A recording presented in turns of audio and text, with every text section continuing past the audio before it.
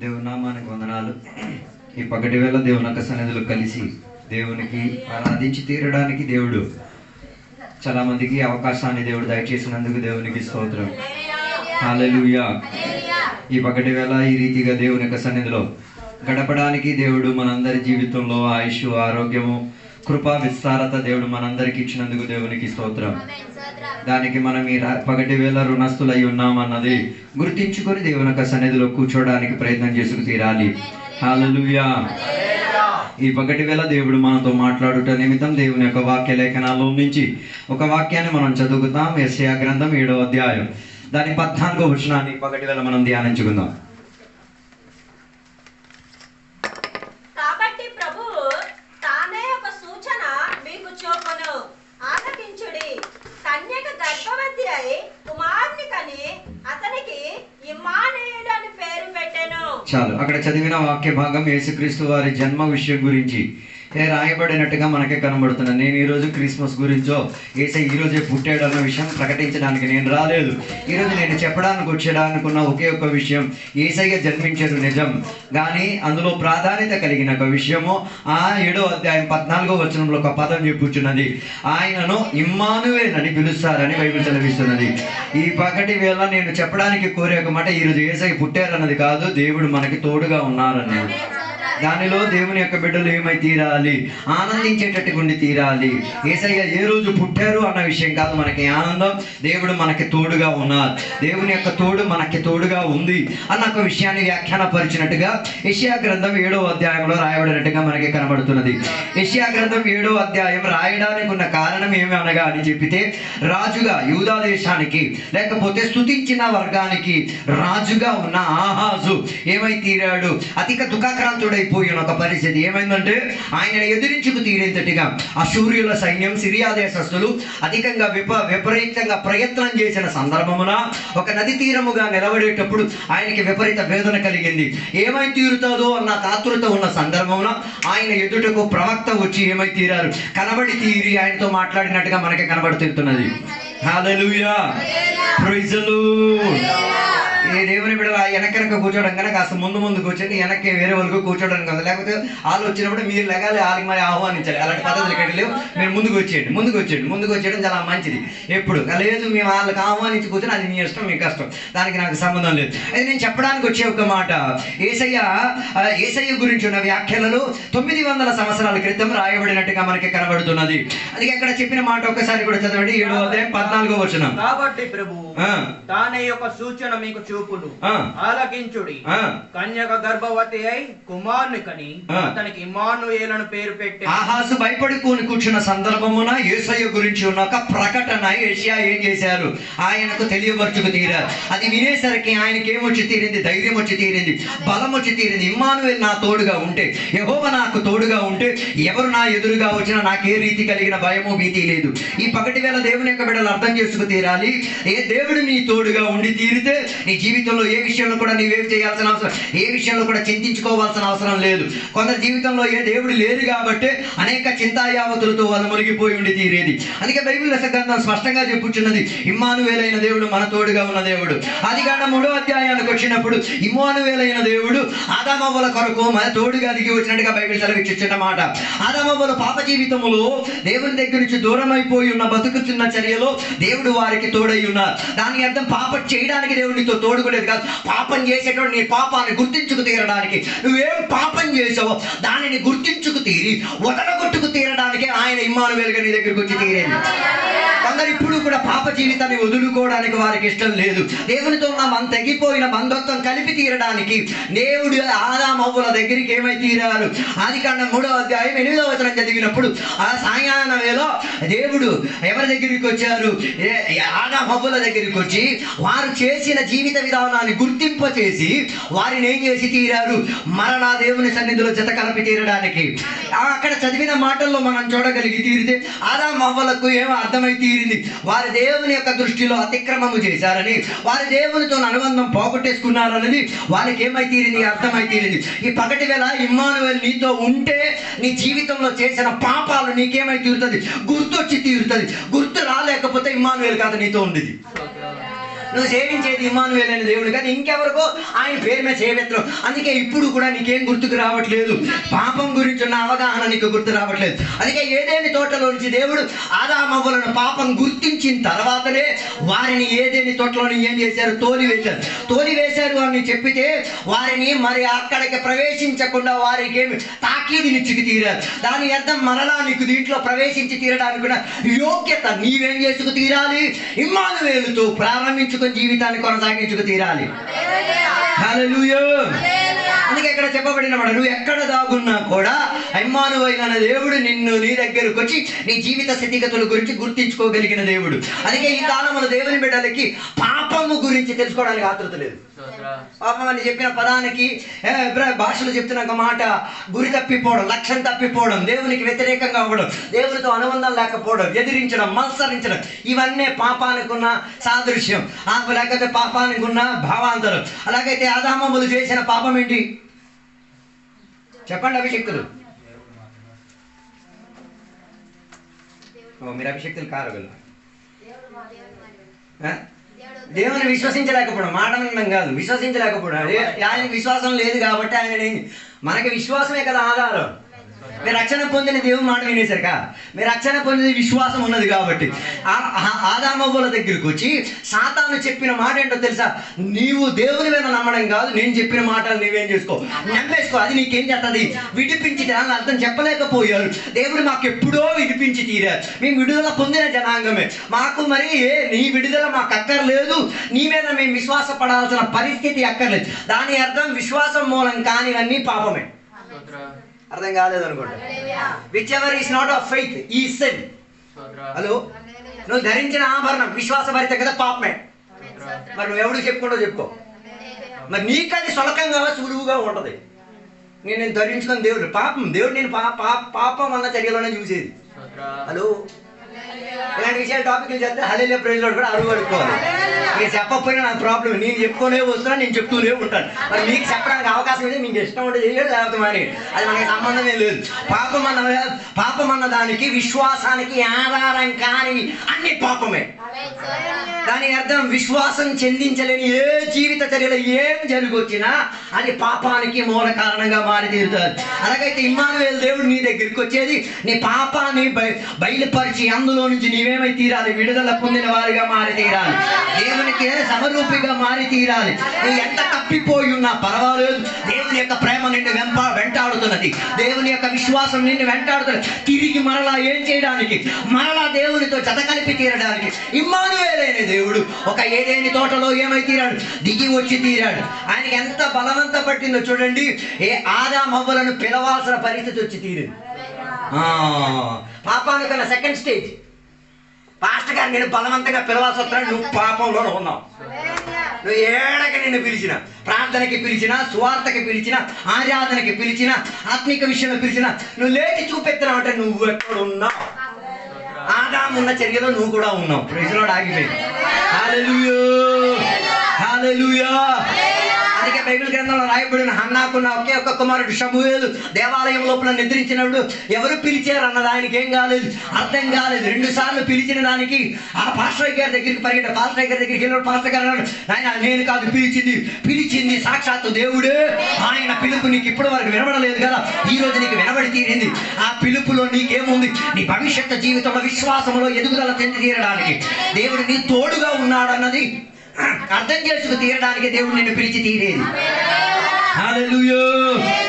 అందుకే బైబిల్ సెలవిచ్చిన మాట, ఆదామవ్వలు దేవుని ఎరిగి కూడా ఎరగనట్టిగా ఏం చేసుకు తీరారు, దాగుండి తీరారు. దేవుడు పిలవాల్సిన బాధ్యత వచ్చి తీరింది. దేవుడు కూడా కొందరిని పిలుస్తున్నారు, సేవకులు కొందరిని పిలుస్తున్నారు. దాని అర్థం ఎక్కడో నువ్వు ఎక్కడేమైపోయావు, నీ విశ్వాసాన్ని ఎక్కడో ఎవరికో తాకట్టు పెట్టి తీరావు. ఈ పగటి వేళ నీ విశ్వాసం ఇమ్మానుయేలు అయిన దేవుని మీదకి ఏం చేసి తీరాలి, ఆధారం పెట్టుకు తీరడానికి ప్రయత్నం చేసుకు తీరాలి. అందుకని 39వ అధ్యాయంలో యోసేపు గురించి చదువుతున్న ఒక మాట, యోసేపును బానిస బతుకులోకి అన్నయ్యలు ఏం చేసి తీరారు, నెట్టేసి తీరారు. అలాగైతే ఒక విషయం అర్థం చేసుకు తీరాలి, కుటుంబ అనుబంధం నీకే రీతి కలిగిన మేలు చెయ్యరు. నీ కుటుంబం, నా కొడుకు, నా పిల్లం, నా భార్య నాకు ఏ సహాయం చేయదు. అవకాశం వచ్చేస్తే నీ విశ్వాసాన్ని వారు ఏం చేయొచ్చు, పాడు చేసి తీరొచ్చు.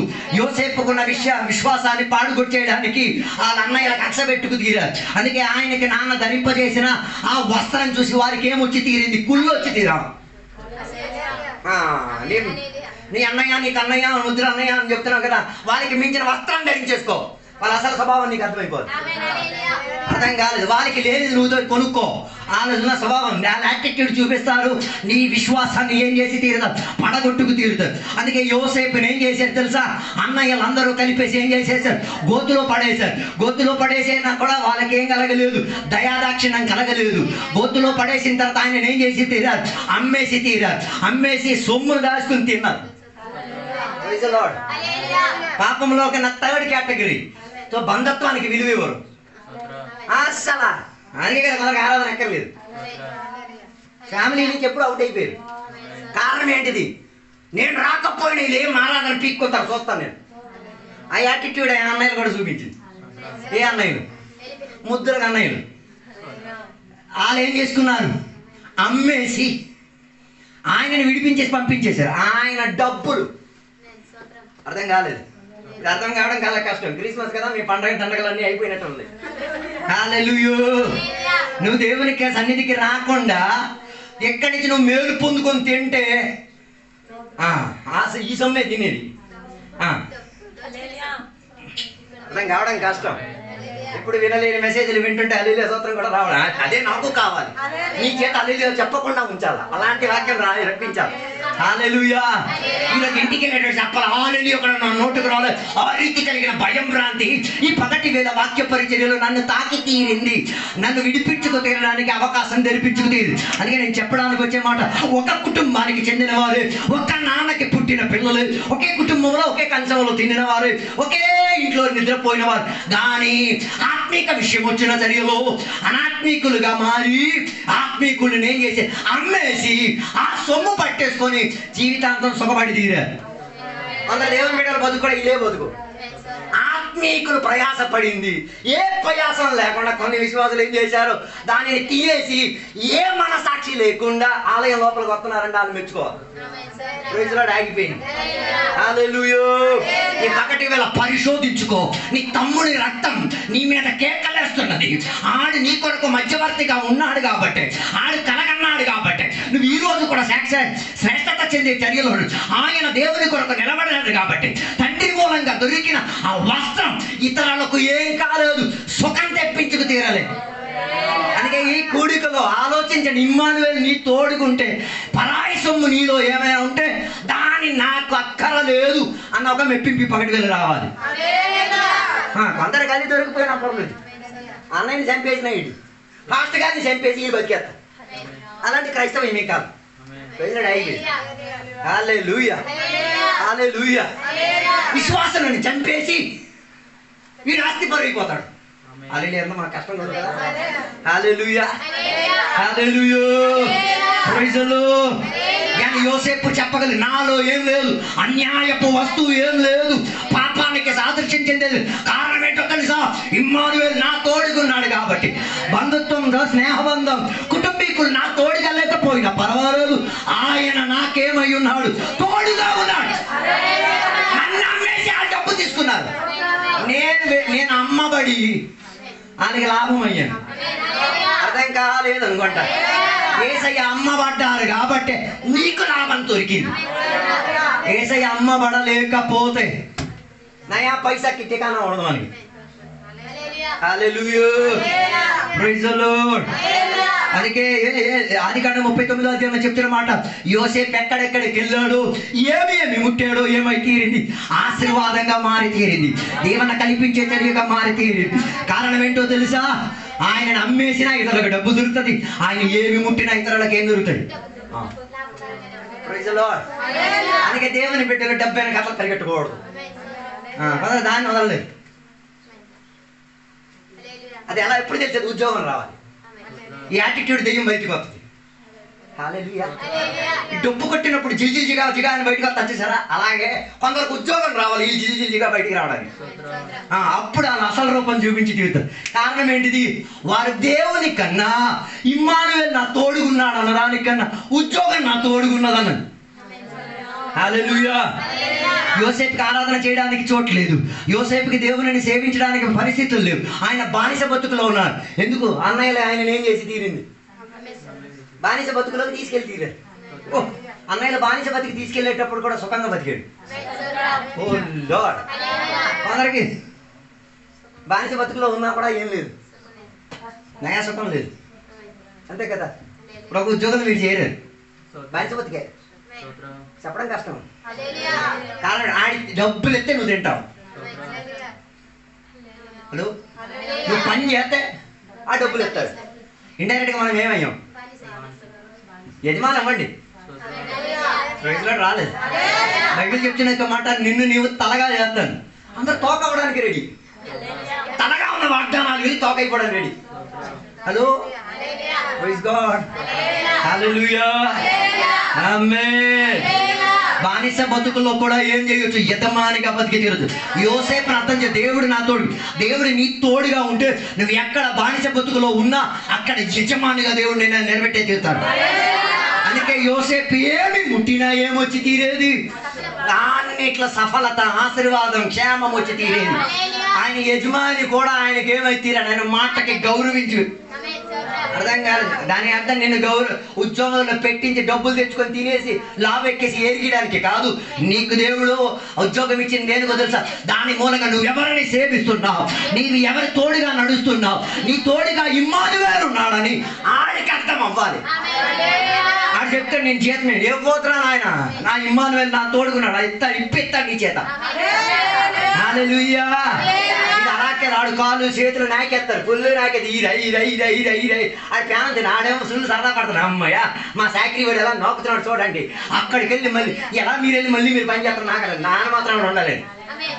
ఈ వాక్యం వెలిగింది కాబట్టి నేను అలాంటి చోట్ల ఏం చేయలేదు, ఉండలేదు. కారణం వాగ్దానం చెప్తున్నది. దేవుడు నన్ను తలగా నిలబెట్టిన దేవుడు, దేవుడు నాకు అందరికి ఇచ్చే పాత్రను ఇచ్చిన దేవుడు, దేవుడు నన్ను ఆశీర్వదించిన దేవుడు, దేవుడు నా తోడుగా ఉంటే నేను బానిస బతికినా హల్లెలూయా అన్నిట్లో నాకేం దొరికి తీరుతుంది?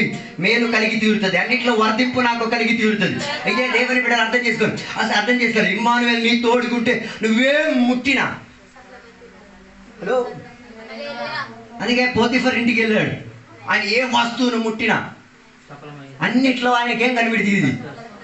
నచ్చదు, మనకు నచ్చదు. ఏం పట్టుకున్నా దానికి అర్థం ఇమ్మానుయేలు నీ తోడుకున్నాడు. మూడోదిగా చూడగలిగితే నిర్గమకాండం 13వ అధ్యాయంలో చదవగలిగి తీరితే మోషే ఇశ్రాయేలీయులతో దేవుడు ఏమై ఉన్నాడు? తోడై ఉన్నాడు.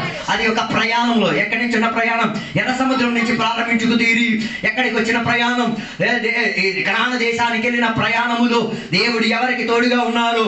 ఇశ్రాయేల్ ప్రజలకి మోషేకి దేవుడు తోడుగా ఉన్నారు. అక్కడ చదివిన మాట ఏంటో తెలుసా? ఇశ్రాయేల్ ప్రజలకి అరణ్యములో నడిచే సందర్భమున దేవుడు వారికి మేఘ స్తంభముగాను అగ్ని స్తంభముగా వారికి ఏమై ఉండారు? తోడుగా ఉండి తీరారు. హల్లెలూయా. అరణ్యమున్న బతుకుల్లో సదుపాయాలుండో, సహాయాలుండో, ఏమి ఉండదు. దేవుడు నడిపించేది కూడా గొప్పగా ఉండదు. మంచి రోడ్డు ఉన్నా కూడా అక్కడి నుంచి దేవుడు నడిపించలేదు. అర్థం కాలేదు. అందుకే బైబిల్ రాజ్యం చేసే పరలోక రాజ్యం ఎలాగున్నది? ఇరుకుగాను బాధ కలిగిన, అందులో ప్రయాణం చేయడానికి విశ్వాసం తక్కువ. విశాలత ఉంటే మంచి ఏసీ బిల్డప్లు ఇచ్చేస్తే అందరూ వచ్చి కూకుంటారు. మళ్ళీ గడ్డి పెట్టేస్తే ఇంకా వచ్చి కూకుంటారు. ఆరాధన అయిపోయిన తర్వాత తెలిసి గడ్డి అవైలబుల్, బిర్యానీ గడ్డి, చికెన్ గడ్డి, కూర గడ్డి అవైలబుల్గా ఉంది. ఈయన ఇక్కడ కూకొని అల్లిలే చెప్పేదారు గడ్డి గడ్డి గడ్డి గడ్డి గడ్డి గడ్డి. హలో, మళ్ళీ దీనికి ఏది ఆధారం తీసుకొని తెలుసా? మతేశ్వరుల నుంచి వాక్యం తెలుసు. యేసయ్య 5,000 మంది పురుషులకు మళ్ళీ తెచ్చుకొని వండుకొని చేశారు. మరి ఏ వాక్యం చదువుతున్నారు వీళ్ళు? తెచ్చుకొని వండుకొని. నేను చెప్పేది పాచిపోయిన భోజనం ఇది. అల్లే రాదు. మరి పాచిపోయి తినగలిగినోడే విశ్వాసి. హలో, అయిపోయింది సార్.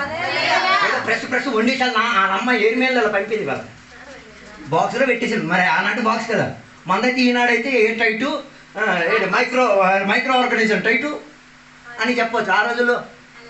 ఏ గుడ్డలోనో, ఏ ఆకుల్లోనో, ఏ మట్టి ముద్దల్లోనో.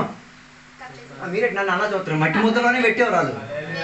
మీకు ఇప్పుడు కూడా తెలియకపోతే వెళ్ళి ఇస్రాయేల్ దేశంలో ఉన్న పళ్ళు పదార్థాలన్నీ మట్టి లోపల ఏం చేసేది, సంరక్షించుకొని ఉంచి తీరేది. అలాగైతే ఆ భోజనం ఎలాగైపోయింది, ఇంకా పాడైపోవడానికి రెడీ అవుతున్న భోజనం. అలాగైతే తులుసుకు తీరాలి పాడైపోయిన వస్తువుని కూడా దేవుడు ఏం చేయొచ్చు, వేదగతిగా రూపాంతరముగా విశ్వాసం ఇందులోకి విశ్వాసులకు విశ్వాస ఎదుగుదల కొరకు అది ఏం చేయొచ్చు, అప్పగించి తీరు. ఎందుకని చెప్పారు? లేదు, పాసిపోయిన భోజనం అందరూ తినలేదు. తినకుండా నేను మొన్న చూసిన మాట, కుష్ఠవ్యాధుల సంఘానికి వెళ్ళారు, బల్లారాధన ఇచ్చిండు. కొన్ని విశ్వాసం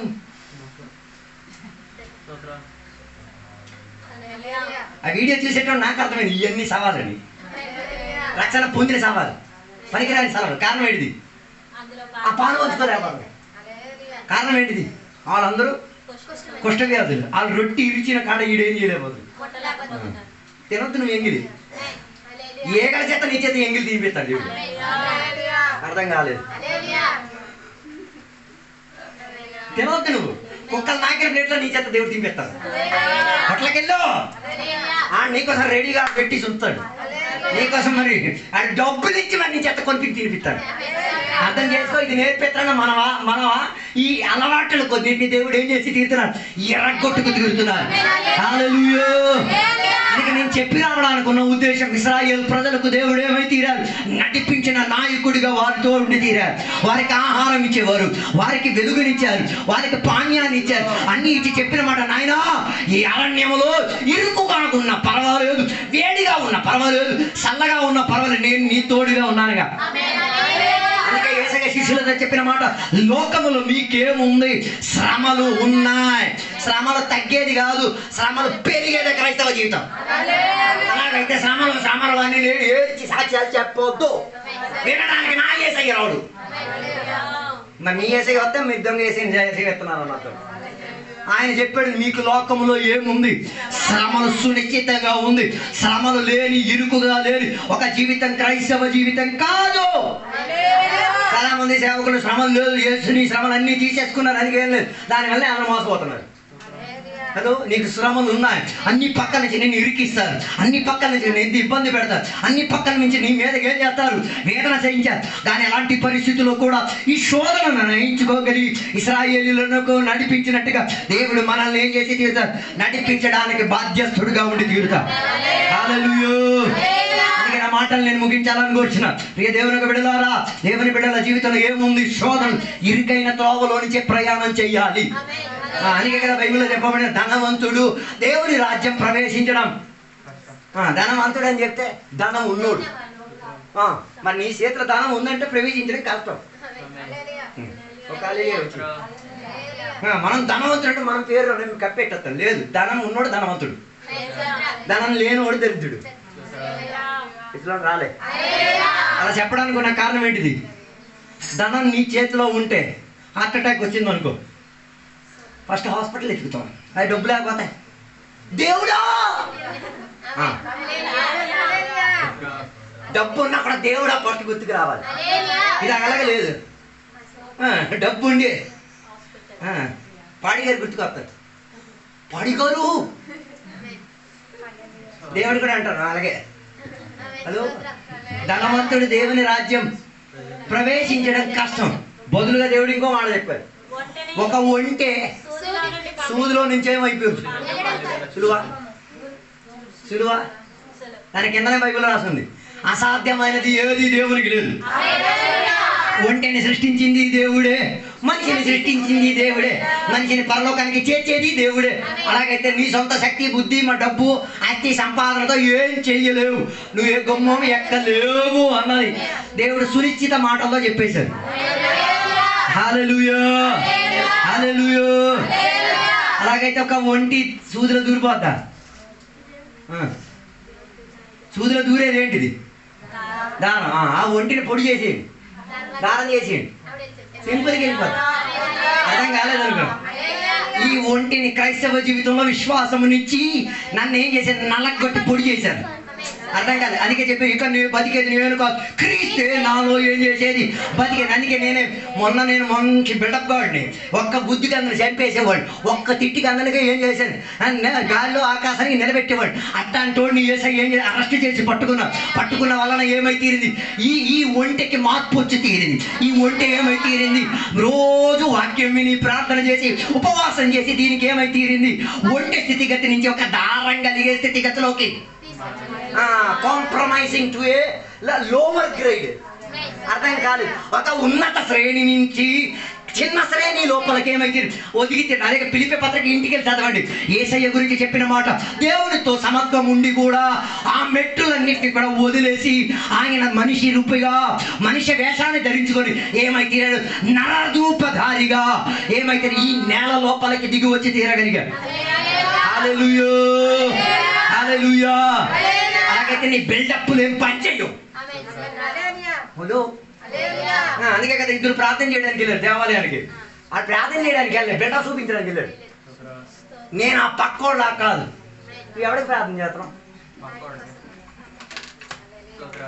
ఆ పక్కోడు అక్కడ కూకున్నది, అదే నాకు అంత ఆశ్చర్యం అనిపించింది. ఇక్కడ మీరు కూర్చునేటప్పుడు అని నీ ప్రభుగాడు లాగా కాదు, నేను 3 రోజులు ఉపవాసం చేస్తున్నాను. ఆడు కూకుంటాడా? అవతల ఉన్నాడు కూకున్నాడు.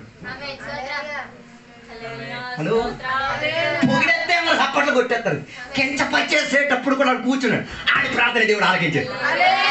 కాలేదు, బైబిల్ ఆడి గురించి చెప్తున్నా. మన ఆయన రొమ్మును ఏం చేసుకున్నాడు, కొట్టేస్తాడు. కారణం ఏంటి? వెళ్ళిన సంఘములు ఆడికి ఏం లేదు. ఓ లార్డ్, కొంత సంఘానికి వెళ్ళేది దేనికి? అవకాశాల కోసమే. అవకాశాలు ఇవ్వండి, వచ్చేస్తారు ఇడిగే. 6 గంటల ప్రార్థన 3:30 వచ్చి కూకుంటారు. అవకాశం అది అందరికి ఇది ఇచ్చేది. మా ఊర్లో అడిగి పేరు మైక్ మోగి. మైక్ వచ్చే తన అవతారం మారిపోద్ది. దశావతారంలో ఒక అవతారం అడిగి వచ్చేది. ఆడ అభిషక్తుడే నటించేస్తాడు. ఇంటికాడ వెళ్తే ఏముండదు, వాళ్ళని అంటారం పైన పట్టాలమే. మైక్ ఇచ్చేస్తాడు, ఏమైపోతాడు. మొన్న నేను ఒక వీడియో చూశాను, పాస్టర్ గారు లేని సమక్షంలో విశ్వాసంతో కుర్రోలు కలిసి ఏం చేశారు. అది వీడియో చూసాడు, అది వాస్తవం. అది మైక్ మోగికి ఆ దెయ్యం ఉంది. పాస్టర్ గారు లేని సమస్య వీడియో టచ్ వేస్తున్నాడు, టచ్ ఆడు పడిపోతున్నాడు. అప్పుడే పాస్టర్ గారు హలో, హల్లెలూయా, ప్రైజ్ గాడ్, హల్లెలూయా. నేను చెప్పొచ్చే మాట, అరణ్యంలో నుంచి ఇశ్రాయేలుని తీసుకెళ్ళడానికి కారణం అరణ్యం వెళ్తేనే లవణ స్వభావం బయటకు వచ్చేది. అంతే కదా. అయ్యగారు అంటారు పలా సింగపూర్ తీసుకెళ్తాను. అయ్యగారు ఏం చేస్తారు, ఏసీ టికెట్కి డబ్బులు ఉన్నా దేంట్లో జనరల్ కూడా కాదు, మూట్ల మధ్య తీసుకెళ్ళాలి. విశ్వాసి అల్లెల్లి సుత్తి మేము కనబడుతుంది. అయ్యగారిని సుత్తి ఎత్తి స్కూటేస్తారు. డబ్బులు తీసుకున్నావుగా, మమ్మల్ని ఇందులో తీసుకెళ్తావా? ఏదో విధంగా వెళ్ళొచ్చు కదా. హలో, మరి ఫస్ట్ క్లాస్ ఏసీలో తీసుకెళ్ళాము అనుకో, చలి ఎక్కువ, చిన్న క్లాస్లో తీసుకెళ్ళాం, మీకు తెలీదా? ఏటి తీసుకెళ్ళిన ప్రాబ్లమే. ఉన్నారా లేదా నాకు తెలియట్లేదు. హల్లెలూయా. ఇశ్రాయేలు ప్రజల్ని అరణ్యంలో తీసిన వాళ్ళ యాటిట్యూడ్ కనబడి, వాళ్ళ సనుకులు ఆడటం. మంచి రోడ్డు తీసుకెళ్తే ఎవరు సనుకులు ఆడు? వీళ్ళు మాట మాటకి ఏం చేశారు? బైబిల్ చెప్తే దేవుని మాట మాటకి పరిశోధించేవారు. ఓ, కొందరు క్రైస్తవ్యంలో దేవుని పరిశోధించడానికి బతికేది. ఎలా? ఈ దొరికిన భర్తకి థ్యాంక్ యూ చెప్పడు. ఇలాంటి గలీజ్ చేస్తున్నా నాకు ఇచ్చావు, మరి నీకెవరిని ఇవ్వాలి? మిస్టర్ పర్ఫెక్ట్ అయినా ఆడివ్వాలా? ఈ నేను నువ్వు పోషించలేకపోతున్నా, ఆడిని ఏం పోషించు? అర్థం కాలేదు. ఉన్న ఇల్లు కాలిపోతుంది, దేవుడికి స్తోత్రం చెప్పరు. గలీజ్ వాళ్ళు ఇల్లు ఒకటి ఇచ్చావు నాకు, ఇదైనా నీకు ఉంది. అవి ఇది గవడకానికి వెళ్ళి చూడు, వాళ్ళకి లేని వాళ్ళు ఉన్నారు. చెప్పులు కూడా లేని వాళ్ళు ఉన్నారు. చిరిగిన చెప్పులన్నీ దేవుడికి ఇచ్చారు కదా. ఇచ్చిన దానిలో దేవునికి ఏం చెయ్యాలి? దేవునికి కృతజ్ఞత స్తుతులు చెల్లించే వారి నుండి తీరాలి. హల్లెలూయా, ప్రైజ్ ది లార్డ్. ఆ మాటలు నేను ముగించాలని కూర్చున్నాను. ప్రియ దేవునికి బిడ్డలారా, ఇమ్మానుయేల్ నీ తోడుగా ఉంటే రుజువు పరచండి. ఈ వాక్యాల ద్వారా దేవుడు మనల్ని అందరూ కూడా దీవించును గాక.